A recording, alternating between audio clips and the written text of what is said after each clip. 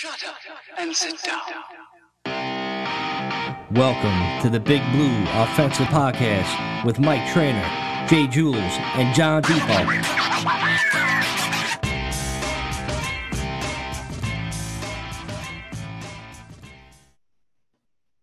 Hey, what's up, Giants fam? Welcome to the Big Blue Offensive Podcast. I'm Mike, that's Jules, that's John. We are back with another fine episode this week.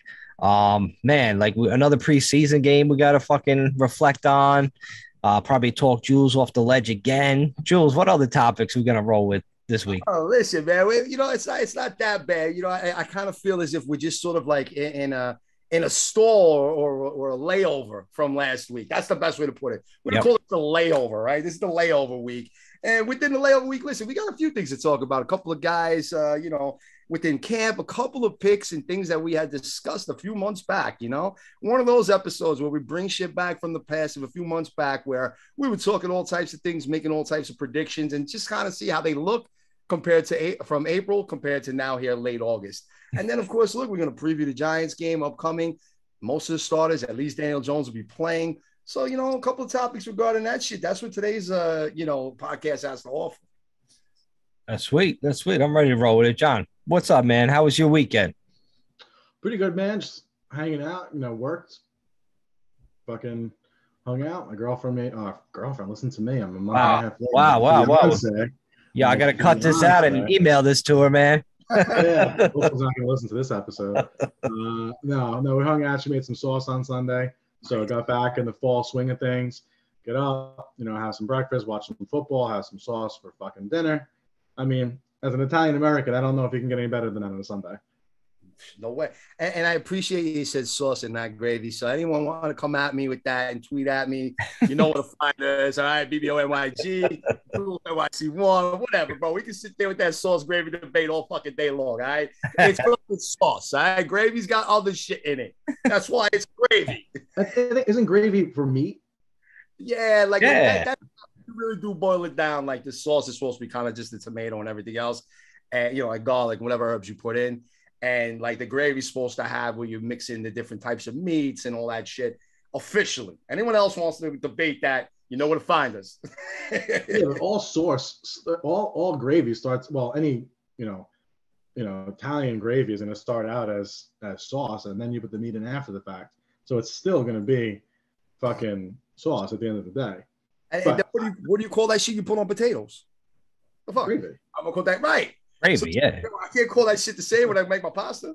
Yeah, my family's from Sicily, so I can promise you this: we call it fucking sauce, and you cannot get more authentic than that. So, thank you, sir. I ain't pouring gravy on bow ties and fucking penny. For real, bro. I put my gravy on fucking mashed potatoes, or sometimes they have those muffins and shit. Like that shit is great. It's like those morning biscuits. Things better, bro. Like fucking. Nice vodka sauce with bow ties. Oh, that's phenomenal. I want a delivery now. I'm fucking getting hungry. Shit. Jules, what'd you do this weekend? You do anything? Listen, shit got washed out, bro. I literally got enough energy to be like, all right, fuck it. You know what? It's a beautiful day on Saturday. I'm gonna get ready to do something. I was fucking rolled in, man. They were thick as shit by It was fucking raining till Monday, bro. I was like, all right. I guess I'm staying in. I'm gonna eat some motherfucking gummies, drink some beers. Yeah, there you go. TV. I got. Oh my God. That's about it. That's good. I got stuck on Saturday. I made the wrong answer when I was telling my homegirl Victoria. I'm like, I've never seen Pitch Perfect. I guess those movies or whatever. And she's like, you never seen them? We have to watch them. So I had to watch like all of them. I think there was like fucking 5 of them. So we ended up watching all of them like the same night. They were horrible. They're all just fucking going around. You have 2 gummies in your pocket. Oh, dude, I had a gummy. I went to the bathroom. I slipped a gummy like I was doing cocaine on like this. You know what I mean? So I had a fucking bar at fucking 3 a.m. So anyway, I'm fucking, I have to sit through like 5 of these Pitch Perfect. They're fucking Anna Kendrick. She's singing. They're all fucking singing and dancing, boy groups, fucking girl groups. Like it felt like the Taliban captured me and they taped my fucking eyelids open. Was forced to watch that shit. It was fucking horrible. Never, ever go see those fucking movies. I'm telling you. I have not ever seen any of those movies. You'll get one day, man. She'll get you. When you're married, she'll bring those fucking. Yeah. When we first started dating, the first couple of years, she watched them a lot, but I was like, you can watch them inside. I'll play PlayStation really quick. I gotta beat this mission really quick. That's why I'm playing online. I can't quit the game now. Put your headphones on, a game of Madden goes on, fucking zone out. EA Sports. Yeah, right. Damn right. I did watch all of White Lotus over the weekend because of the rain. HBO Max, another show. 6 episodes, easy, quick, fucking binge. Worth it. Definitely worth it. I'll just leave that out there. So White Lotus, definitely worth the binge. 6 quick episodes there. It's a fucked up show. It'll make you laugh. It'll make you want to cry. It'll make you want to punch something. It's good. It's good. Oh, all right. Did you cry like you did last week on the show? Huh? Was that? Oh, yeah, exactly. So, a little bit different. Brian, man, roll into the whole Cleveland fucking Giants game. What a fucking snooze fest that shit was, all right, bro? I got all fucking pumped up. I'm locked up because of the fucking rain all weekend long. I'm like, all right, at least I got my Giants at 1 o'clock. Let's see what the fuck's gonna happen. Oh, no, both Cleveland and fucking the Giants decide. You know what? We had a great practice that nobody fucking saw. No fans got to watch, right? We're just seeing highlights and whenever they let the media fucking sneak in and take a picture, all right? All that bullshit. And it was fantastic. And the fucking starters went at it. And Sterling Shepard's a fucking boxer now. And he's throwing haymakers and shit. You know what I'm saying? Like, bro, that was it. That's all I got to hear. And Danny Dimes was perfect. I didn't fucking see it. Oh, he was on a drive where he was 9 for 9. And the only time he had an incomplete pass was a pass interference. And it's like, so the coaches will call pass interference? Or is it like when you play basketball 5-on-5 and you get fouled and you're like, foul? And you're like, oh, your own fouls. Like, it was cool. No, don't teams usually bring in refs? Yeah, there's refs there. You're not calling your own fucking the interference on you. There's no way. Can you imagine that? That would lead to so many fights. Foul. Like, you held me, motherfucker. You held me. So yeah, man, total disappointment in regards to that specifically. However, I did maybe after the first 5 minutes get over and sit back and say, all right, you know what? You're still gonna see my man Booker T, who's starting to grow on. Yeah, Booker T, he's a very serviceable backup. The guy is capable. I like it. He brings that veteran presence. And if there was to be something that happened to go to Barkley, God forbid, and he misses maybe a game or two or a half or something like that, knowing that we have Booker T and Clement as a 1-2 punch is definitely a bright spot in that offense. And there's a couple other notes with that, but it was cool, I guess, to see the backups, knowing that these dudes are all playing, some of them for their careers and their positions and all this other shit. So, I kind of sat back. I enjoyed that. They gave me a little bit of entertainment in the fourth quarter when they were trying to come back and go down the field with a quarterback that literally had maybe 5 days to prepare and had it played it and fucking learned the fucking playbook and almost got us down the field. So that shit was cool. There's definitely going to be a few players I'd like to make notes of as this discussion continues. But that was sort of my overall gist of what happened on Sunday. And that's why I feel like I'm in a layover, knowing what's upcoming for this weekend. John, you watched the game. What do you think, man? I mean, it was just exactly what they said it was going to be. I was, like you said, Jules, I was really hoping for just to see the starters go for a series or two. But my impression of that is just they had a really, really, really good, those 2 joint practice sessions with the Cleveland Browns. And I guess they felt like, you guys practice hard enough that there's really no reason to go back out on the field and maybe risk injury, or, they were satisfied with the work that they did that week. And, you listen to, whatever beat reporters you want, both over here and then by Cleveland over there. And, you may hear 2 different stories, but apparently, day 1 of the practice, apparently Cleveland demolished the Giants, but then all the Giants reporters Jones really didn't even throw any fucking incomplete passes. Like, he completed almost every pass. So I don't know how they got dominated. And then I guess the Giants heard fucking the press clippings the night after, and then went on Friday and apparently fucking dominated every facet of practice, which, listen, Cleveland's been the joke of the NFL for a really, really, really long time, decades and decades. But last year, they were a team that won a playoff game last year. So they're a good team. They got better over the offseason. And if we can go in specific game situations that the coaches are putting them in, and we could, quote unquote, dominate them, that's very, very, very good sign for the season starting in, 18 days, 19 days, or whatever it is. So that's my takeaway. That's a good point. And you know what? Just to sort of add real quick on that, they had Kansas City on the ropes last year. I mean, there was a point in time I think it was like that one big call, like towards the end in the fourth quarter, that could have went either way, and it went towards KC's like side. That play goes the other way. Cleveland might actually even beat KC, and then who the hell knows who's playing in that Super Bowl? Yeah, that's true. I didn't even think about that. I forgot about that game. Yeah. I still think Cleveland sucks. Imagine sucks. how unbearable Baker Mayfield would be and Odell if they fucking Cleveland wins the Super Bowl. Yeah, really. Well, I don't. In all honesty, I don't think Cleveland would have been able to beat Buffalo in that sense. They would have had to have traveled to Buffalo. It would have been another road win for them. They weren't that type of team yet. I mean, look. In all honesty, it looked like they were running all over us, but they are projected to be one of the better run teams in the NFL. I mean, if I'm not mistaken, I believe they are in the top 5 as far as run teams are concerned. So, I mean, that is their bread and butter. They run. That's all they do. Yeah. So, I mean, them running the way they were was kind of no surprise. I mean, Chubb and what's the other dude's name? Hunt. You know. Yeah.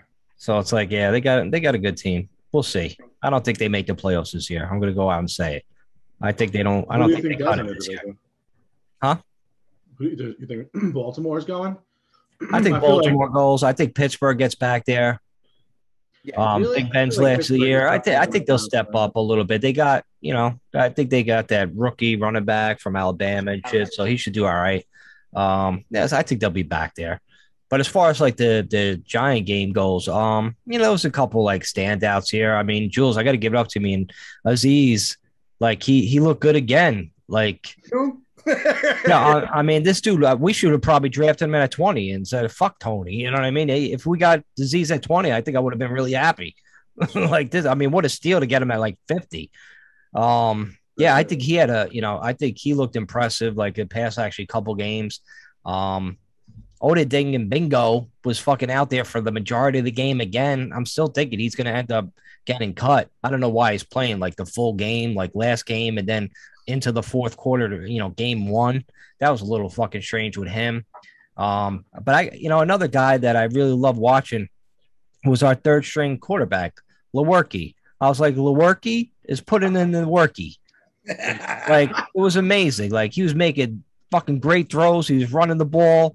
First series, like Giants Twitter was like, this guy sucks. One guy was like, I almost went after him, but I held back. I'm like, I don't want to be that guy anymore. He wrote like something like, oh, we should sign Colin Kaepernick right now. I'm like, get the fuck out of here. Relive that conversation again. Oh, dude, I was like, I almost went there. I almost started a whole fucking like, are you fucking serious? Like, why don't we get Tim Tebow since he got fucking cut? Let him come fucking resurrect his quarterback fucking league.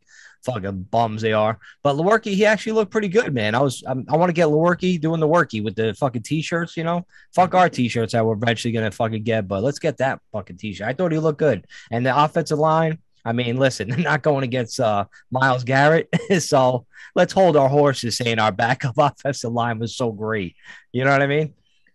Well, one thing to just quickly comment on the line was Wiggins did look better from week 1. That's all I'm going to say. That's about all I can say is that Wiggins looked a lot better. He didn't look lost in the sauce. That's it. Yeah, Wiggins definitely came around. He had a much better game too. I'll tell you what, Jonathan Harrison. Yeah, he's what you want out of. I told you, John. You made fun of me, John. I was like, I want him to start at center. I want Nick Gates to slide over it. John's like, no. I'm like, Jonathan Harrison, man, he's legit. But I mean, isn't that what you're hoping for your backup? Like, hell yeah. If you could come up with like a dream scenario, wouldn't it be to have 5 young guys all growing, getting drafted around the same time, coming in together and growing together as a line, and then for your backups you have seasoned veterans who can they're not going to be blowing people off the ball, but as long as they don't hurt the team, as long as they could be serviceable, that's what you want. You want to be able to have them in the meetings rooms with these guys, every once in a, dropping some kind of knowledge that just helps the guy grow, being a good influence on them. And then, when someone does go down for a drive, a fucking season, whatever it is, they can step in and they can not hurt the team. I don't know what more you can ask for Jonathan Harrison. I think that's what you're asking for from him. I think he can do it. Well, what about the other guy, Ted Lasso? He came in to play left guard. He also has Ted Lasso's on the show. He has he has a show on Apple. I think it's going into his third season, but he's playing left guard for us. He's during the offseason, he's coaching soccer in England. Yeah, it's only soccer in England, right? And is that what that show is? Yeah, dude, it's a good show. Oh, Exactly. I heard my cousin was telling me it's good. It's funny. It's a really good show. He's now our fucking, one of our guard backups. And, listen, they said he's like, 34 years old. He came over from Tampa Bay's practice squad. And they was like, oh, he's kind of old. I'm like, shut the fuck up. 34, you're saying he's old? I'm like, that makes me upset. So, but we got him. I thought that was good. So, whatever. Like, but most of these guys are going to get fucking cut anyway. They're going to get that pink slip in the mail pretty soon. Which is crazy because right after this weekend, literally by 4 p.m. on Tuesday, everyone in the league has to cut at least 27 players. Wow. I mean, that's fucking drastic, dude. I mean, it's a genocide. Yo, for real. Like, you're out there, you're busting ass, you're doing your best, you're hoping to get on the team, and all of a sudden, like, boom, no, you're cut. Jules, bro, that's like 700 something people. If you do it 32 times 25 is like 7 and change. Nuts, man. This is like Jules. It's like that TV show where those bitches get the roses and shit, and like some don't. This is exactly what it is, bro. Of that, let's say it's 700 number. How many of those 700 guys are going to get cut? It'll be the last time that they have any association with the game of football. I would hundreds, probably because you got to understand. I would say about 10%, maybe a little bit. It? Yeah, because with all the squad they got now. These dudes will end up in Canada. They'll end up in the Super Arena League. They'll end up fucking playing in Europe somewhere now. Like, there's all types of crazy shit going on. So it'll still be football. Might not be NFL related. Yeah, I meant more NFL, but yeah, you're right. Yeah, practice squad. A lot of them end up on the practice squad. Yeah, they're right. The practice squad. Yep, exactly. One thing that I find is a little bit of a shame. If you look at like baseball as a sport, right? If these guys were to get cut, then they might go down to like AAA. Right, or double A, depending, right? And some of these other things. So they would be a league for them to still kind of like improve on certain things or work on different positions or whatnot. The NFL don't really have that. Like, that's why I said, like, all of a sudden you end up in fucking John Madden Arena Football League. Like, That's right. Like, where they're playing indoors and there's no sidelines and shit. You get crashed into the boards or you get tackled. It's so weird. There's always some weird shit, man. I watch those channels at like 2, 3 in the morning. They start watching this crazy shit where they gotta like bounce it to kick it through the fucking field goal post. Fucking wild, dude. But it's still football.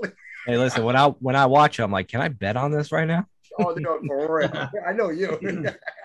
Shit, man. Yeah, did you guys see? I mean, I'm sure both of you watched the game entirely. Did you see when Sam Bill was playing cornerback and he just jumped up in the air and just tried catching an imaginary football? Like the other wide receiver from Cleveland just caught it. I'm like, how do you miss that? It was like an easy wide receiver. Like, it was embarrassing. Like, how did he not get cut right now? I used to play this game as a kid where you would be in the pool and like 2 guys would stand out of the pool, right? And the one that was the receiver would know that it would be 1 or 2 pump fakes, maybe 3, and then I would throw the football. It was like as if I did 1 pump fake and that dude was jumping in the pool already. I was like, yo, the ball's right here. Like, that shit was bad, dude. It was really bad. I tried to cover for him too. And I was like, well, maybe the sun got in his eye. It was like I saw the replay and I was like, yeah, nah. Like that dude just took the biggest whiff and it wasn't even like it was as if the pitcher threw a ball and he swung before the fucking ball even left the fucking pitcher's hand. That's a player who just, I mean, and he hasn't been on the field, so how could he know? Right. But that's just somebody who hasn't adjusted to the speed and the athletes in the NFL. Yeah, like, he's probably thinking he's in college, the ball's coming in slower. The guy's not going to have the body control to be able to turn around and make that grab. And he's thinking, oh, I'm going to just jump up and this is going to come right to me. I'm going to grab it. It's going to be easy interception. But then you realize, oh, shit, this isn't a fucking house cat. This is a fucking tiger. He's turning around and he's going to be able to grab this ball. And he did, and he looked like a fool. And it's a shame. You get drafted technically in the 3rd round as supplemental draft pick. But, I don't know what the story was last year with the gun charges, with the fucking the COVID opt-out or whatever it is. But yep. Like we said, we're going to keep 53 guys. 20-something is going to be cut. I don't understand how this kid's not going to be one of those 27 guys. He's definitely getting that shit. But what do you guys think about on the opposite side of that? What do you think about Carter Coughlin, his play? Bro, I fucking love that kid, man. Yeah, he played his ass off. Like, he's all over the fucking place. Anywhere the ball is, my man is there. I'll tell you, I'll say, yeah, because, you know, that first couple of drive, that opening drive for Cleveland, he looked lost. I ain't going to lie. And I was like, oh, man, fuck this dude. But then it was like as if they pulled him to the side and was like, bro, what are you doing? You need to fucking start playing. This is your shot here. And like then my man just was like had this extra fucking boost in him, like he had a rocket up his ass or something, and was just fucking everywhere, bro. Even recorded the sack, like yo, it was insane. Because I ain't gonna lie, at first I saw it, and I was like, you gotta be fucking kidding me. I was like, I'm gonna go off about this dude. Like it was getting me pumped. I was like, all right, I'm gonna fucking do it. And then all of a sudden, I don't know what it was, man. Somebody put something in that dude's fucking jockstrap or some shit. And he fucking went nuts, bro. He's on fire. He was all over the fucking field making plays, diving, sacking people, like. All right, you show me something, bro. Let's see what you got now, man. I'm looking forward to seeing what he can do next week. Mm-hmm. And like I said, I was ready to bash that motherfucker. I think in either their conference or in college football in general, the year that he got drafted, which was obviously 2020, he had the second best pass rush win rate behind Chase Young.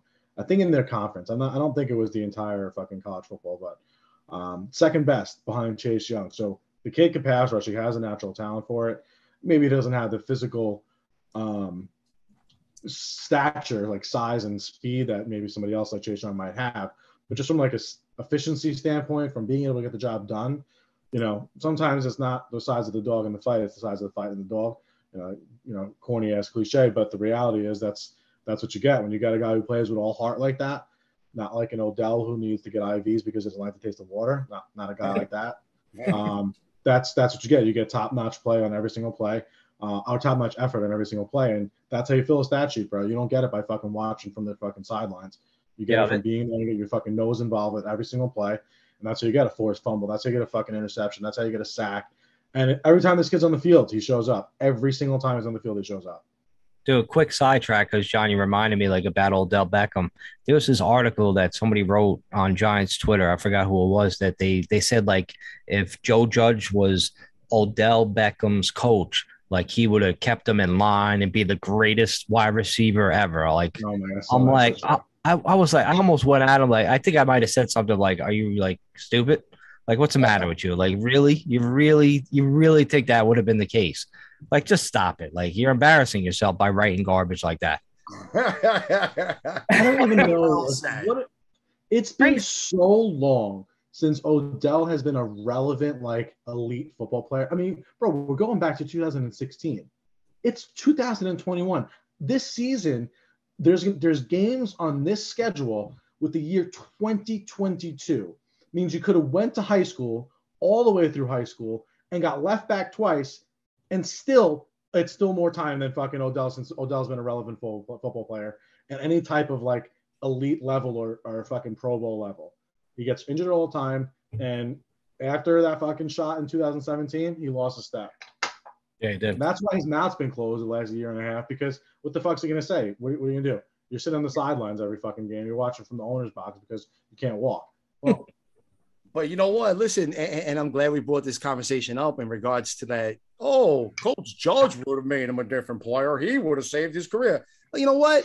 Judge has got to worry about his own fucking player in Kadarius Toney, all right? Because like still ain't on the fucking field. He still ain't doing shit. I it's Devin Hester as of right now. That's it. And you know what? I feel like I'm insulting Devin Hester by saying that shit. All right. So all you fucking Toney fans, because I saw some dude out there today and he put some shit on Twitter, and I was like, it was weird enough where I just couldn't come with a real good response. Like it was like one of those ones where it was kind of funny, but it wasn't.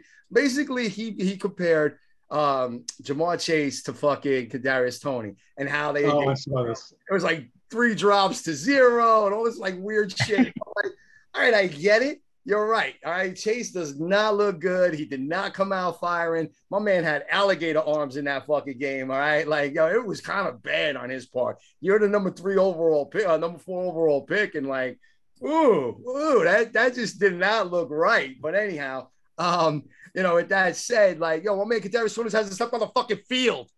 It's starting to piss me off too, Jules. I'm not gonna lie. I was thinking about it too. because I'm like, all right, maybe after the Cleveland game, he'll be ready to start practicing, get in there, and still nothing. And there's still mum on his bullshit injury or whatever. Like, it's not keeping him on the fucking field. Like, I'm like, dude, we drafted you 20. Like, you're fucking way behind everybody. Like, Wait, Are we gonna see you are you gonna go on the pup list for the first 6 games, and then we're gonna see you maybe for later on in the year? So he's starting to piss me off too, man. I'm not gonna lie, man. and you know what? This kind of brings us into, and I want to get to that in a moment. And I know, John, you got a quick comment, so I'm gonna let that get in before we take a commercial break. But what I wanted to say is it's gonna bring us to where we were ranking some of these receivers coming out of college at this point in time before we signed Galladay, right around the Senior Bowl. But John, well, I know you had a quick point. No, I was more. It was a question. He's on the COVID list, isn't he? Who? Toney. No, not anymore. No, man, that was in the beginning. Now it's like an undisclosed injury that's been hush hush, so we don't even know what the fuck it is. Bro, you know what? Like I said, look, you know what? We talk a lot of shit about how, or we have to deal with a lot of shit. That's a better way of phrasing it. When it comes to Saquon Barkley, when it comes to Daniel Jones, this is their make or break year. Barkley's got to stay healthy. Jones has got to make an improvement. Well, you know what, guys? Yeah. Your boy Gettle fucking God, Double G, that motherfucker's on the hot seat too, bro, because this is his team. I think his first and third round picks are trash this year. You heard it first. I have never been quiet about the Toney pick, and until this motherfucker gets on the field and shuts me the fuck up, I won't be, okay? And then fucking Aaron Robinson, who the fuck is this bum? We traded up in the third round. He can't even get on the field either. So we wasted our first and third round pick, yo. Right now, just as of today, as of August 24th, we have wasted our first and third round picks. That's it. Now that could change. We got about 3 weeks till the season starts, and I want to see this change, but Robinson is nowhere near the field. And like Trainer just said, we don't even know where Toney is, bro. That dude's just fucking hiding somewhere. It's like he's invisible or some shit. So he went back to Florida. This early in the preseason, we didn't talk about this last year. We weren't talking in the preseason that Andrew Thomas and Matt Pert were nowhere to be found. We were showing fucking highlights of Matt Pert and praising the shit out of him because he was pancaking motherfuckers in practice in preseason. That's a fact. You can go back and check some of our old podcasts. We were going crazy about Pert. We were like, yo, this dude might be ready to start day one. So that shit was going on with our first and third round picks last year. And McKinney was flying all over practice. Now you take a look at this year, and it's like, okay, Toney's got fucking cleats missing injuries. I fucking read the list last week. There's no reason for me to repeat that shit. And literally, this dude's nowhere to be fucking found. I'm just going to call him MIA Toney moving forward. And then fucking you got Robinson, who might not even fucking see the field till November. Bro, that's not good on your boy Double G. That's all I got to say. Bro, this is football, man. This is football. You're going to have injuries. Expecting 100% health, 100% away across the board. You're asking for failure. That's just not possible. Aaron Robinson had surgery, man. Like, he had a core muscle surgery. He got hurt. It wasn't like he got hurt like in the offseason surfing. Like, he got hurt at camp. He was playing very well. Very well he was playing, and he got hurt. He had surgery. Well, when's Robinson's expected? He's not Wolverine, and he's not Wolverine, so he has to heal. Does anybody know when is Robinson supposed to be back? I have no idea. I didn't hear anything. They called it a core injury. What the fuck is a core injury? Probably his dick. You hurt your fucking sternum. You hurt your chest. Like, that's your core, right? You hurt your abdomen. Like, there's a whole bunch of things there, right? But they didn't say it. It's like a core injury that needed core surgery. Like, what the fuck is that, dude? Judge got mad at him and stepped on his fucking balls. Man, like, for real. Yeah, we got Judge punch him in the stomach. Yeah, you're not playing up to fucking par. Bang. Like, listen, people out there listening, let me know. You hit us up at BBO NYG, Jules NYC. You know the whole fucking Twitter handle shit. But yo, let me know what the fuck is a straight core injury that you can't give me specifics as to what part of your body was exactly hurt and how you had surgery to repair that shit. He got punched. You know what it is? He got punched in the belly button too hard, and that's what the core injury is. Yeah. I mean, there's a couple of things I can do as far as jokes are concerned, but like, yo, for real, like, what did you do to hurt your? Like, is it a hernia? And you were just too embarrassed to say you ripped your hernia or some shit? Like, you created one, you ruptured that shit? Like, I don't know. It makes no fucking sense to me. But all I'm saying is, man, yo, your boy's fucking first round pick going into this year, trash, bro, trash. It was a muscle surgery. Yeah, all right, muscle surgery. Hey. At least they're getting the injuries out of the way early. You know what I mean? Maybe we'll have a healthy year from here on out. Maybe he got a penis enlargement. Does anybody have that doctor's number? We were for a friend. for you. Then I just start calling him Big Dick Aaron. You know what I'm saying? Like, then it won't be. Then he got a cool name. Like, that's Big Dick Aaron right there in the secondary. He probably got embarrassed. He couldn't hang in the locker room, so he's like, "Yo, I need to call that doctor." He's like, "Yo, I got a core issue injury right now. I'm going to see the specialist out in South Florida." Oh man! All right, I guess we before we take a break, guys, should we speak on the bad news that happened in the Giants universe before the commercial break? Yeah, let's give a quick moment to that, and then we'll take a quick break. All right. So if anybody didn't hear the news, Tom Coughlin's wife, he pretty much told everybody she has like a brain disorder, and it's been a few years. It's been like eroding her ability to like to walk, to speak, to think. So he's like now like her primary caregiver. And it's definitely like, check out the article if you feel like crying for a little bit. So I definitely got teary-eyed because it's a very tough read, man. It was making me think of my mom. And like I tweeted before, I just hope Tom and his family like rally around each other like he had like his football teams do every Sunday, man. Because I tell you, man, that's a rough thing to see, is watch somebody just like life erode away and there's nothing you could do about it. And knowing Tom Coughlin and his like control of the Giants, like he wants to do something, like it must drive him fucking insane. So I just hope he him and his family heal, man. Yeah, definitely condolences to the Coughlin family. Best wishes. Nothing you can do there. It's sad. It's a sad thing. Life fucking sucks like that sometimes, man. Shit like this. You're talking about the Giants, getting excited about the season, and something like this just kind of snaps you back to reality of like, we're all fucking animals on this earth crawling around, and one day we're all going to meet our maker, as they say, and the effect that it has on the people around you and stuff. That's fucking heavy, bro. It seems like I feel bad for the Coughlin family. Seems like her time is like coming pretty soon. So maybe like a Giants rally this year should be like around Tom Coughlin's wife. You know what I mean? Her name is Judy Coughlin, right? For Judy, yeah, for Judy, going to the playoffs this year and winning a fucking Super Bowl, man. But anyway, we'll get back to the lighthearted, crazy edition of the BBO NYG podcast. We'll be back in 2 minutes.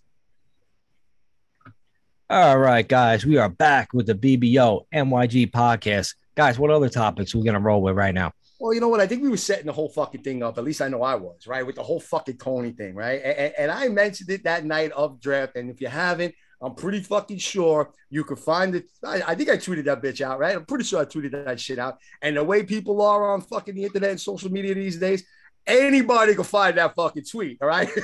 Like, I've seen shit come up from fucking 30 years ago when people find it. Twitter didn't even exist. It was like pre-Twitter or some shit. You don't want to get canceled. Some people, the Giant family, just magically go away. Like a little birdie. But there was several, and I will say this loud and clear, several wide receivers that were available at the 20th pick, and we took this gadget player, fucking special teams superstar, fucking done absolutely nothing, former quarterback, converted because he had a great year in fucking for the Gators in Florida. Yeah. Instead of the likes of Rashad Bateman, who unfortunately has an injury, but he should be back mid-September. Okay. So that's even. That's even right there, Jules. You got to give it to him. Why don't we take that? At least we know the dude got hurt. He was in practice, and that he'll be back in September. Right now, I don't know where my man is, bro. All right. Who's next? Terrace Marshall Jr. My man is having a preseason right now. That dude looks beast. He looks everything that he should be coming out of LSU. And for those of you who don't know, when Chase decided to sit the year out, Jamar Chase sat out, Terrace Marshall was the number one receiver in LSU, and he was everything of that. The guy didn't go, I think it's almost a late second round or something like that, if I'm not mistaken. Yeah, I think so. If it wasn't for the fact that they have Moore and Robbie Anderson there, that dude would be starting this year. He's already the third receiver on Carolina's depth chart, was available with the 20th pick. All right. Elijah Moore, who the fucking Jet fans are praising and bowing down to, is having a fantastic camp. He might be able to go this weekend, so we're going to see him. I think he is slated to play on Saturday, but he was ripping it up and tearing it up in camp. You didn't hear any bullshit about him missing cleats or anything like that. Second round pick of the Jets was there, obviously, at 20. Rondale Moore, That's another name that's fucking catching fire because look, let's be honest. Larry Fitz said he's just not ready to play in the NFL this season just yet. Maybe he'll be back in the fall. He's not officially retired. We don't know what he's doing. He's an unrestricted free agent. So that's just something to keep notice of because who knows where he might end up to try to help a team that's really trying to make a playoff push. Not saying he'll come to Big Blue because we're pretty deep in that position, but that's not right now. Right, not right now. Right.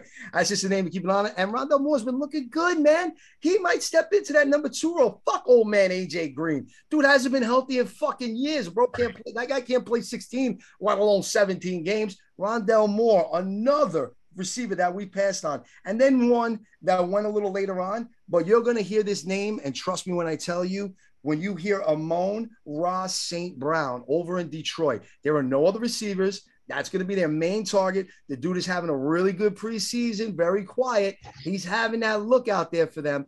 These are all receivers that went before Kadarius Toney. And not to mention, after go back to the Senior Bowl, and we look at some of the notes that I have here, and I was reviewing earlier today. I don't know what made me go through this, but I did. We put down Kadarius Toney as being, okay, he's this flashy guy. Looks like he'll be a great mid-second round pick. Great mid-second round pick, maybe, you know, right? So if those some of those names, maybe not St. Brown, but a couple of the other ones that I mentioned had gone, and the Giants did what they did in the second round, we'd be drafting him because you know why?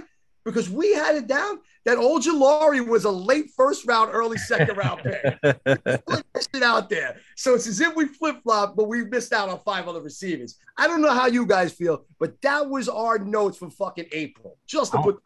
I only got one thing to say about that. It's just like I thought Kadarius Toney was going to be like Tyreek Hill 2.0. That's what I thought. That's what I predicted, you know? So I don't know, he's Jules, like, I had you on mute the whole time. He's like Myreek Hill, fucking Tyreek's brother that we don't know about. One that don't do shit. Yeah, you know, the lazy bastard that's just like root his brother on. Yeah, go ahead, Ty. You got this, bro. It is what it is. Yeah, I mean, it's like I said last week. It was 2 weeks. Now it's 3 weeks at the camp. Guys get hurt. You don't know what the story is. It's not like he's being punished. It's not like his rap song wasn't good, so Joe Judge is not letting him play. It's not like, it is what it is. He comes back, even if he goes on IR, comes back after week 4, and they give him some packages. Other than injury, we really don't need contributions from him just yet. With going to war with Galladay, Slayton, Shepard, I guess John Ross would be the case, and David Sills as your top 5 receivers. Most teams can't even ask for that much. Yeah, but we wasted a first-round pick. We're complaining about not having depth on the O-line. There were other that I just rattled off that we could have taken there. There is an alarm right there. That's a real thing that we could have had these other needs taken care of instead of just wasting it on some gadget player. But for real, that's you're it. Saying that though, Jules, you're saying that we wasted on some gadget player, and it sounds like you were reading Pat Leonard's article or Matt Lombardo's article, and you're just regurgitating what he said. No, he hasn't. The regular season even started yet. What if he has an Odell like? See, it's not going to happen. But just said he came in, he missed the first 4 games. And then he comes back for the final, I guess in this case, 13 games and puts up, 1,000 yards and 8 touchdowns. You're still going to feel like we wasted a pick? I'm going to tell you a difference, and we're not even going to discuss talent or person-to-person wise. The depth chart is 100% different between the time when Odell was coming in versus now. So he's just going to fall so far behind on that depth chart that he's not going to get that opportunity that Odell had. And that's the major difference. That's not true. And that's what really worries me the most. It's not so much about him being this talent or him coming in October, November, and then being explosive. And all of a sudden he's the difference and gives us this playoff push. Who's he going to step over? Unless there's a major injury to our receiving core, which we hope doesn't happen, or somehow, some way, he just explodes on special teams that we start working him in, and by mid-November, December, he's now this guy. But if that's not the case, he's behind with practice. He's behind in the playbook. He's behind with reps. He's behind with chemistry with Daniel Jones. Where the fuck is he playing? Not when we're having this great and deep of a receiver class this year. Let me paint a scenario for you and see if we can pull you back to Pleasantville. Doubt it. All right. So, how like in high school football and college or whatever it is, they give you a redshirt year? where you don't do anything. What if he gets redshirted this year, doesn't take a snap the entire 2021 season? I don't like that. Yeah, for real. And your boy Double G get roasted. The following 4 years after that, he's a 1,000-yard, 10-touchdown receiver. But is he though? Because again, at that point, he has the talent, bro. But yeah, he has like 3 drop passes in his entire college career, and he might be one of the most agile human beings on the face of the planet. Again, gadget player. But let's get back to that again, real That's quick. not a gadget player. I just described what you would hope for in a non-contested catch type of receiver. Agility and not dropping the ball. What? At best, and I'm probably even insulting the number one player that I hate the most, Deshaun Jackson. Oh. Guy, he'll get you like 50 catches in the season. Sure, he'll get close to 1,000 yards because he's catching, 3 catches for 100 yards or 2 catches for 60 yards, right? And that's his whole deal. Like, that's what I'm afraid of. Like, he ain't no Tyreek Hill. He's maybe Deshaun Jackson at best. And I fucking hate Deshaun Jackson, by the way. So any fucking people that want to talk about Philly and everything else, fucking hate that man. If you know him, you could tell him that Jules NYC won, hit him up individually. So Deshaun Jackson can suck my dick. That's how much I hate him, okay? But it's just a fair comparison as far as the type of player that they look like. And if I'm saying that my most hated player to ever step on an NFL field is like Toney, now you know how I feel about Toney, all right? And the reality here is this, John. I want to hear what you have to answer to this. If that is the case and we redshirt our number 1 pick after fucking doing such a great draft, right? Well, then what happens with Shepard's contract? Do we not bring him back because we have this talent in the waiting that we know nothing about? What are we going to do there? He's, again, going to fall behind. And if Sills has a great season, what are we going to do with that guy? And then what? John Ross maybe has a good year. And what? We're not going to bring him back after a 1-year contract? You have so many options that are available. That's going to hurt this kid's fucking playing time. We should be so lucky that we would have 5 fucking receivers having such excellent years that we can just toss away a first-round pick and it never affect us. But it does, though. You see, it might not affect us within the receiver room, but there was other positions that were needed. There were other. Bro, if you're telling me first round that we no longer have a chance to have because this asshole didn't work out. Like playing right, but if you're telling me that all these receivers are having this tremendous level of success, it can't be because the team is bad around them.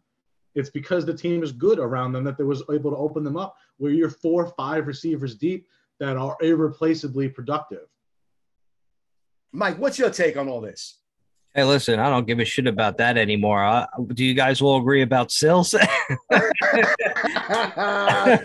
I mean, we could all agree on that, right? Fucking Sills is the man. Like, he's catching everything. At this point, my man's got to make the cut. Like, he's got it, right? Right? Like, there's no fucking doubt about it. He, like, come fucking Tuesday, 4:30, next week when we're on the pod, my man makes the cut, right? Like, he has. Like, for real. It's got to be it's got to be him. Bills, let's go, baby. Like, I am 100% behind them. I'm backing that shit. It's got to be him and Lewerke. I want making the team, man. Lewerke, the only problem I think with him is he may have to go to practice squad. That's the only thing. I don't think. Oh, come on. Really out of the I think that even though, in my opinion, had he had, like, if we signed him, say, April, and he had a chance to participate and all that shit, he might rank Leonard's spot. He looked that good to me. I agree with you, Mike. That's what I want. He was making, like, a lot of that shit just looked like, yo, I mean, how much could he have learned? Maybe 20 plays, 25 at the most. You know what I'm saying? He got those down. Yeah, for real. Like, but you realize he could have that many plays in his playbook in 5 days. Like, I don't give a fuck how smart you are. 100%. 100%. Yeah, it must have been like 25, 30, but he got all of them down. Like, give him 100 next week. Right. I want to see him play the rest of the second half.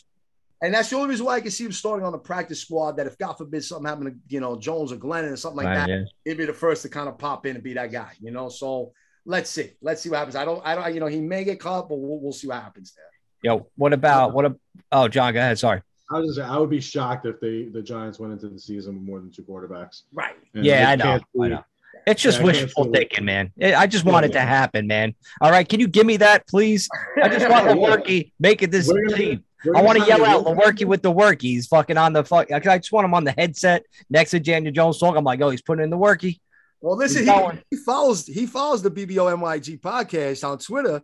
So, yo, man, drop him a DM. They're like, yo, Lurky with the worky. He's coming. Yeah, dude, working with the work. He's coming, man. But what about our backup kicker? That's just fucking amazing. Santoso. He has this crazy mustache. He looks like the guy from the friend of Napoleon Dynamite and shit. Like, and then we're gonna trade him apparently for like offensive line help. Like some team is just gonna give us fucking for a kicker. Like we're gonna give it an offensive lineman. I don't think that's gonna happen. Maybe like a 5th or a 6th round draft pick, maybe. And how do you forget the guy's name on fucking Napoleon Dynamite, man? It was vote for Pedro, bro. Okay, look. Yeah, I know. Like, the fucking movie. That shit was great, dude. It was so stupid. Coming by the fucking pimped out car, threatening everybody. It was great, dude. Jules, I hated Napoleon Dynamite. I hated that motherfucker with his stupid voice and his stupid like I just want to. Every time I see him, like if he was a real character, I'd punch him every time I see him. Yeah, but dude, there was so many memes from that movie. It's insane. Uncle I know. Trying to relive his high school years of playing quarterback. Like this shit was great, bro. It's so stupid. Of course, it was the dumbest shit ever, bro. It made no sense, and it probably took maybe fucking 3 nights to write the whole thing. But it was so stupid. It was so dumb. Everybody had T-shirts. Everybody was fucking quoting that movie. Like, of course, all the mouth breathers that's running around love that fucking movie. Dude, how many dumb people were coming to school fucking around Halloween with the fucking Vote for Pedro shirt and the fucking snow boots, like real fucking. It was way too much. I hate when that movie first came out. I fucking despised it, and after like 5 or 6 years, I don't know, maybe I just smoked some good weed before or whatever, but I was like dying laughing watching it. Now if I ever catch it on, like I'll just fucking laugh for a few minutes. I was like that Step Brothers too. I didn't watch it, but I definitely watched it the first time. It was like on whatever the hell it was at the time. And bro, I don't know. I was fucking loving that movie from start to finish. I don't know what it was. I just found the retardedness in it and found it all humorous. I don't know why. I'm with John. I gotta be blitzed to fucking watch that movie and start fucking laughing. Yeah, one thing I'm disappointed in myself in my movie watching life is when I first saw Step Brothers, I didn't like it. For some reason, it just I didn't enjoy it. Now I watch that movie and it's fucking brilliant. Oh, it's great. Yeah, he's fucking getting forced to lick the white dog shit by the kids and he punches him in the fucking face, bro. It fucking gets me every time. Now the best part of that movie is when they're sleepwalking and they fucking bring the tree upstairs. They throw him the gifts on the bed and they fucking drag his ass to throw him down the steps. I fucking lost it in the movie theater. I was fucking laughing so fucking hard, man. It was great. He's like, "Oh, I'm gonna fucking wake him. I'm gonna wake him." They just take movies like that and fucking just like midweek, just fucking have some kind of like stoner party where they put these movies on. Fucking that just generation for us and fucking just go there big $10 tickets, just fucking sit down, fucking eat food and hell yeah, their ass up for 2 hours. Sounds a lot better than watching Pitch Perfect. Definitely. Yeah. So guys, what about our other player that had a good game during the fucking preseason game was O'Shane Zimenez. Yeah, he had a monster fucking day. Is that how I say his name again? I always fuck up his name, his first name. I think it's O'Shane Zimenez. Zimenez. I think both of you guys got nailed that. All right, good. Fucking good. Most people pronounce it different, so I could be wrong, but like the Giants in-house crew says O'Shane Zimenez.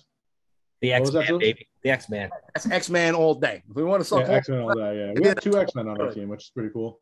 We're mutants like that. Carter's playing good too. Like Lorenzo Carter is totally beasting out, bro. Oh, like Lorenzo Carter is beasting out fucking versus Cleveland. He was abusing Jedrick Wills, who was supposed to be fucking he's light years better than Thomas. Right. And I got something to tell you about the fucking tackles and Madden really quick when we get wrapped up with this topic. Yeah, guys, just before that, like, imagine this team with a sick pass rush and you got the secondary. I mean, Jesus Christ, like Jules, like I'm telling you right now, I'm taking the Giants defense in fantasy football Sunday. Like I'm going to save money at the end. I'm going to have like 20 points at the end and I'm going to use all of it at the Giants defense. Nobody's getting that defense but me. I'm telling you. Real quick on that one, for those of you listening, we have our annual home league fantasy football draft this coming Sunday. And now it is nicknamed the League That Never Dies. And believe it or not, this will be the 22nd year. And there are some people that are listening that will be in that draft. So you heard it. Trainers going after the Giants defense. Probably shouldn't have gave that away. I'm gonna mute that part of the podcast. So make sure our first edited podcast. Like is that the Giants did. And speaking of that, if you look at the rankings, it's kind of insulting, bro, because nobody has the Giants defense in fantasy ranked in the top 15. Nobody. It's like a fucking joke, bro. Like I saw John's reaction right now. It's that bad, John. Like, I'm talking like all the major fucking outlets, even some of the smaller ones, people on Twitter, all this shit. I think I maybe saw the Giants in the top 12 one time, but like 98% of the time, they're like 15th or lower. It's Jules, who does these rankings, Jules? Are they just all like hot women that don't have a smart take in fantasy and just get jobs based on their hotness? Is that what it is? And I think it's also a bunch of older guys. Not that has anything to do with it. But when I say older, it's like they've been doing it for so long that they think this shit doesn't stink no more, right? And all they fucking do is copy and paste shit from last year to this year. Right. So like they take like the top 10 finishes from last year and they copy that shit and paste it to this year's and maybe one extra person or team. And they're like, whoa, look at what we did. It's like it's always wrong. It's always fucking wrong. Copy and paste league. Like this shit is a joke now, bro. It's like embarrassing. You know what I'm saying? And look at it. And listen, anybody that does fantasy now is out there looking. You mark my words. I guarantee you take a look at how your fantasy team league finishes in their top 10, whether it be running back, quarterback, receiver, whatever. And you look at what these so-called experts are putting down as rankings, they look like fucking mirror images with the exception of maybe 2 players, 3 at the most, that they either put in a different order or they snuck in as in the top 10, like a Saquon Barkley or someone like that, just because they got injured last year and CMC, those 2 guys got injured. But if you look at their projections of last year in 2020, same fucking thing, They got the same order, same shit. It's like fucking cutting fucking paste type bullshit. Yep. It's a joke, So John, don't even get too heated about it. Like it's expected that the Giants defense ain't going to be there because of fantasy wise, we didn't crack the top 15 last year. So that's why we're fucking there right again. That's it. Done. Oh my God. I should be a fantasy expert. Hit me up at Jules NYC1. All right. We're going to start putting a little extra segment for the BBO NYG. All right. Oh, so you're saying we weren't top 10 in fantasy defense? Yes. In real football. No, listen, bro. PFF don't have us in the top 10 defense in the NFL. Yeah, but hold up. Pro Fantasy Football Focus don't have us in the top 10. You try to find an outlet that has the Giants ranked as a top 10 defense this year. We may not be 15th. We might be on that border edge where we're like 12, 13, 14. I've seen some of that, like Bleacher Report, all those other ones. Nobody got us ranked in the top 10. Not one fucking thing. If they do, come at me, send that, DM me, fucking hit me on Facebook, wherever it is, because I don't see that shit. We are nowhere. And I like that, actually, because that means that they're sleeping on it. And I cannot fucking wait. Sleep on us. People up. For real. Like that overrated orange that we're going to see in about 3 weeks, them motherfuckers are everywhere. Everywhere, bro. They are ranked in the top 10 in fucking every ranking. Fantasy football, fucking real football, PFF, like everywhere. Fuck this overrated. Just because Von Miller's back and healthy. It's like, dude, it's one play. He's a sensational player. I get it. But like, dude, like all of a sudden he's going to be the savior for the fucking Broncos and they're just going to have this fucking creep defense that's just going to take everything over. Bullshit. That's what I say. Each week that we record this podcast, I believe more and more about my theory that it's all a big conspiracy. Vegas. It just the evidence just builds week after week. It really just fucking does. They're really just trying to fucking convince everybody the Giants is a trash bag. Bro, I remember what I was listening to. But apparently the Jets have an over-under of 6 and our over-under is 7. We're slated to win one more game than the fucking Jets. Yeah. Like we're gonna win one more game than we did last year. Sans any preseason or any fucking offensive weapons at all. John, and like our fucking defense goes against fucking Ryan Fitzpatrick's twice, Jalen Hurts twice, and Dak with a fucked up shoulder and leg twice. Like, what are they thinking? And what, week 1 is Drew Lock or Teddy Bridgewater? Thank you. Yeah, come on. I mean, week 3 is Matt Ryan cool, but he's got no weapons anymore except for maybe Kyle Pitts being good. Right. Calvin Ridley. Maybe okay. All right, so we'll give them Calvin Ridley is still Philly. We're supposed to be that is a beast. Kyle Pitts, Winston in week 4. Yeah. And week 5 is Dak. Winston will go at it with us. He looked good. Winston will probably go for close to 300 yards against the Giants. I'm going to say that, but he'll also throw 2 picks. Right, he passed a lot. 2 or 3 picks, man. When he's playing high-end defenses is when fucking makes the most mistakes. Like most quarterbacks, that's just obvious what happens. That could be a game where he gets 2 touchdowns with 4 interceptions, 3 interceptions and a fumble or something like that. That's what he's prone for. You know, listen, and that's pretty much what I think will be the case there. I mean, look, there's a lot of swing games, and I'm going to stand by what I said a couple of weeks back.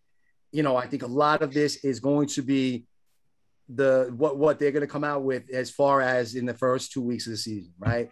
We literally play the overrated Orange at home, who's supposed to have a top 10 defense, supposed to have a good, strong running game, has all these fucking weapons as receivers are concerned. Judy's going to be in his 2nd year. They got Hamler as their 3rd. Noah Fant is their tight end. Carton Sutton's 100% healthy. Like, they're going to be ready to go, right? Like, you could put all that out there. Fine. This is going to be a good test. It's going to be a good way to put our name out there, so to speak. It's going to be a good showcase for our defense and our newly revamped offense to come out and go. And then we got to quickly turn around and go right to Washington and their top fucking 3 or 5 defense that they supposedly have. So it's going to be a good test. Like, like the way you're seeing it, if you look into these fantasy things and everything else, we're supposed to be the fucking easy rollover as far as our defense is concerned. And they're saying, oh, start the fucking Broncos receivers, start Antonio Gibson, start Terry McLaurin, and start Fitzpatrick, because, they're going to fucking be ready to roll against us. No, right. I'll tell you right now, and I'll go out an early prediction. The fact that we play that quick turnaround game on Thursday, that Thursday game is going to be a fucking ugly defensive game against the fucking Washington. All right. Like, literally, it's going to be like one of those fucking 12-6 type games. All right. Like it's old school football. Yep. Yeah, no, we ain't lighting them up. They ain't lighting us up. It's going to be like that. It's going to be hard hitting. We're going to bring it to them. Hopefully, Barkley's full percent. We'll get to that. We're a month away from that game. All right. So give me some fucking credit on that. We got to focus in on this bullshit preseason game where our starters are getting ready to start and all that shit before I get rolling there. But you see, overrated Orange, all this defensive talking got me fucking going crazy. Cool. Do you think they were still a 6-win team like it did last week? I'm still on the radar of the 8 to 10 range. That's it. 8. Good. All right, all right. So whatever imposter we had last week is gone. I got it. No, but that could seriously change come Sunday at fucking 6 p.m. Jules, it looked like the movie Face Off with fucking Nicolas Cage and John Travolta, where somebody took your face. I think you were like Nicolas Cage or fucking who's the evil one? John Travolta fucking last week. When he was oh God, I can't think of the fucking character's name right now. Fucking great movie, by the way. If nobody's seen Face Off, every Nicolas Cage movie is fucking awesome. Even Kiss of Death with David Caruso, that shit was fucking dope. And Michael Rappaport, that was a good movie too. Yeah, Nick Cage, all right. Fucking Nicolas Cage, he's a maniac. He's a crazy fucking lunatic, but he makes good movies. And it shows it is Gone in 60 Seconds back in the day. What do you say? Gone in 60 Seconds. Oh, dude, yeah. I used to fucking love that movie. I was probably 13, 14 when it came out. It was so dope. I liked them in Aircon too. That was pretty good. Yeah. Aircon was fucking dope too. Shit. I'll tell you. That's what I should have done with Victoria. Fucking watch all Nicolas. That's what we're doing next weekend. We're watching all Nicolas Cage's fucking movies, man. Shit. Actually, my fucking turn. Yeah.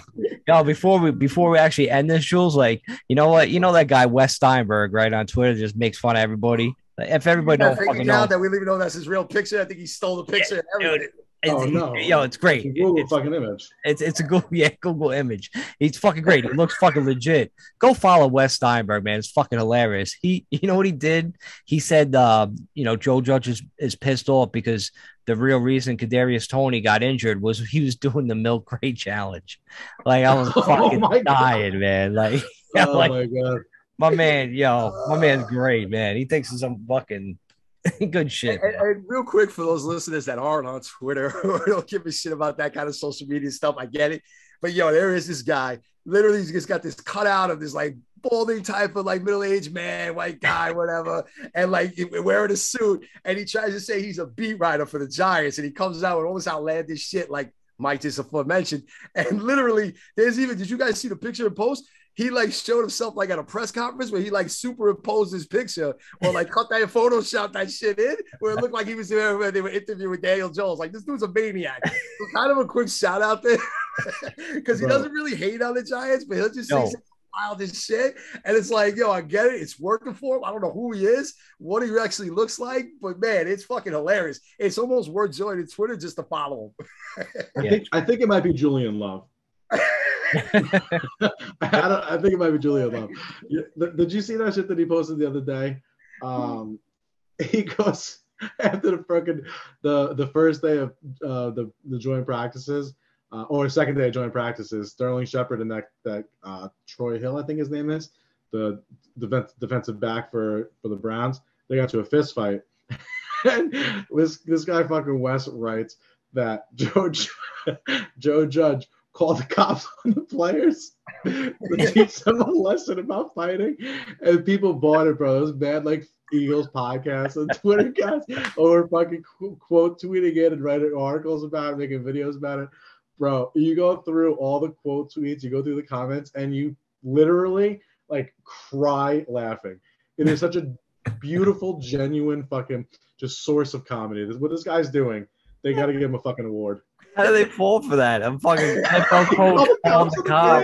Seriously, it's great. It's great shit. Like I said, the best was the fucking Photoshop image of him in the fucking crowd during the fucking interviewing. Like, and he was like all close to Daniel Jones. Like, he could reach out and touch him. It was hilarious, bro. Listen, I think we might have to make this a mission to try to get him on the show. I'll also feedback. It is that DBONYG podcast on Twitter or on Facebook, all right? Because I got the page up. We got the Facebook growing, going crazy. Hit us at that shit. Let us know if we should really try to get this fucking funny maniac on this fucking show. And see if he'll show up, or it'll be just like you'll see a picture of his face that you see on Twitter, and that's all you'll see. And maybe you'll hear a voice, but it'll be like that one, you know, the voice we used to have where they used to have the people coming in the fucking witness protection program, and that shit will be like voiced over a little bit. It's like, so maybe you'll have one of those voices so we can't even hear his fucking That's great. I think it's Julian Love. That's my guess. We'll have him call on. We'll just have somebody pretend to be him and shit.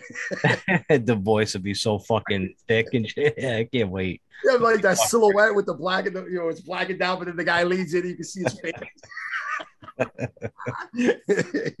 Yo, before we get out of here, though, fellas, we do have our last preseason game, and then I guess like sort of like a bye week before the regular season starts. We are 3-point underdogs at home against New England, with Judge announcing that officially the starters are going to play that first half. At least Daniel Jones is going to be in there. I hope he's in there with the fucking potential starting offensive line. Oh, my God. Of course he is. All these other guys, because I'll be fucking praying for the guy. Right, and I don't, and they might make an appearance. That I don't know if that's just like speculation or if that's just fucking throwing some hot air up fucking Belichick's ass or not. But, that has been mentioned. Galladay, maybe we'll see him a little bit in some practices this week. We don't know where MIA Toney is. Nobody does. Maybe, hopefully his parents do. You might see MIA Toney on a fucking milk carton somewhere. We don't know yet. Remember the old school milk carton? That's what I think I'm gonna put that out on Twitter. Have you seen this guy? All right. That's a good idea. And if anybody does that shit, I said it first. Somebody could do it. But look, man, all that fucking energy I had last week, the face off Nick Cage, all this shit, bro. By 6, and Mike will be with me. He will be with me doing the draft. We were going to do the draft. We're going to watch fucking preseason football. We're going to watch Daniel Jones come out for a half. So Mike will be live with me. Yep. I'll be able to fucking, he'll have a preview of next week's show, all right there live. So everybody at the bar, so everybody at that draft. So if you are listening to the draft, just be prepared for that shit, all right? And yo, man, I don't know what to expect, but I am excited to say the least. That at least we're going to see these motherfuckers finally out there on the field, and they're going to give me a whole fucking half. Listen, bro, I'm going to let you know right now, you guys are all forewarned that if we only put up fucking 7 points or less, whoo, Nick Cage is coming out. So one of two things is going to happen. Either you're going to be unbearable during that game for Mike if they're not doing good. We got a draft. If they are doing good, you're going to be straight stroking yourself during the entire first half of the game. Under the table. If they put up like 24 points in the first half, I'm drafting every Giants offensive player. Like, I'm gonna get the whole fucking team. Mike's gonna, so it is an auction, but like, we're gonna throw out some retarded numbers. Saquon brought the team to play $90. Yeah, speaking $50. yeah, speaking of money, man, like we got to talk about this. We'll set it up this week, but our sponsor, playactionpools.com, the site's already up and running. We're gonna come out with a few contests. We'll get on it this week, but if you guys want to go to playactionpools.com, sign up, get your ID number, your password, set it up so you'll be ready to jump in on one of our contests we're gonna have. Yep, and definitely with Mike and I being at the fantasy football draft this weekend, there'll be a couple other of our friends that are involved with that. We're gonna definitely put together some ideas that we've been brewing and see how it plays out with their opinions, and we'll have some good stuff for next week as far as what Play Action Sports are. But in the meantime, go check out the site. It's always good to familiarize yourself with that kind of shit because at the very least, you'll be comfortable. It's very user friendly in the first place, but you know what? It never hurts to just go and check it out. And we'll have some cool contests going on throughout the season that we're involved with them as well. So definitely we'll get more details next week in regards to that. Unless, of course, we only put up like 5 or 3 points or something retarded in that first half, and then you're gonna have to listen to Nicolas Cage go fucking wild in here for like a half hour. Imagine we did put up 5 points only, a field goal and a safety. Yeah, the defense put up 2 points. They almost matched the offense. Yeah. Bro, listen, fucking Daniel Jones has been playing excellent. He tore apart fucking Seattle's, listen to me, fucking Cleveland's defense that the first day and the second day, but second day specifically, they scored like repeated touchdowns over and over and over again. He was just eviscerating them. The kid can fucking play, man. Well, I fucking cannot wait. That's what you get.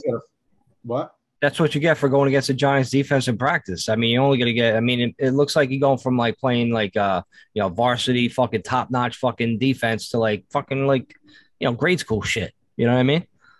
Well, Daniel Jones is obviously like, it's going to look easy to him. Iron sharpens iron, man. I'm telling you, bro.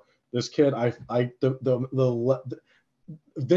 word vindication will never have as much fucking energy behind it than this 2021 New York Football Giants season. Man. Amen. Oh God, I can't fucking wait. We're talking about practice. Practice. You were talking about practice, bro. Practice. We almost had a whole fucking therapist for you last week. We were talking about preseason games when it was 48 of the 53 guys who had jerseys weren't even fucking on the team, and you were losing your mind. Practice. Yo, all right, let's get a time check. 3 more weeks, you're gonna be hearing that practice shit, all right, bro. 18 days, 19 hours until kickoff. That's it. 18 days, boys. And we basically have 2 more podcasts before. That's kind of it, bro. That's it. So I mean, like the time is here. All that talk, all that training, all the draft, all the hype, all hoopla, all the shit, and practice is all coming to an end, baby. It's going to literally be this showtime. We're going to see what we got in that first half, basically have like a preseason bye week, if you would, and then it's fucking overrated orange on Sunday afternoon. We're rocking rolling. We are literally there. So I hope everyone's as pumped as we are. We'll be back next week. Hopefully, I'm not fucking faced off with Nicolas Cage trying to be John Travolta, how the whole fucking movie unfolds. Hopefully, it's his regular Jules NYC1. I don't fucking know. All right. We will see what happens. Mike will be there with me. So don't fear for it. He'll definitely be able to talk me off the edge. I still got to put together a fantasy team. So, like in The Godfather, it's nothing personal. It's just business because I'll be doing that shit on Sunday as well. And I'll hold in all that frustration if I have to. And Tuesday, I'm going to let that shit out like a motherfucker. Just letting you know. But in the meantime, check us out on Facebook because now we also have the page up and running. So we got the page tied in with the group. A lot of cool shit going on there. A lot of great members in the group. So it's something cool to check out. We're always posting the podcast and other things in there, events. Once we get the contest up and running with the whole sports action, we'll have that up there as well. So that's definitely a cool thing to check out. You know, let's follow us on Twitter because we're always tweeting out some crazy shit and fun things and funny stuff. So definitely hit us up at the BBO NYG podcast. Hit us up individually. You got Mike at Mike Train MFT. You got John at NYG Slap Parade. And of course, myself, Jules, at Jules NYC1. But we're out of here. Hopefully we come back and we're feeling good after fucking the first half of Sunday against the Patriots. But we'll wait and see. For now, take what we have to say. Hit us up on social media, and we'll see you guys next week. Peace.